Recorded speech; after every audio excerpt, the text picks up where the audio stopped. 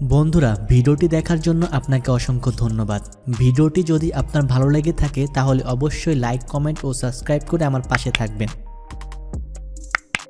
বন্ধুরা আজ এই পর্যন্তই, পরবর্তী ভিডিও দেখার জন্য আমন্ত্রণ রইল। আল্লাহ হাফেজ।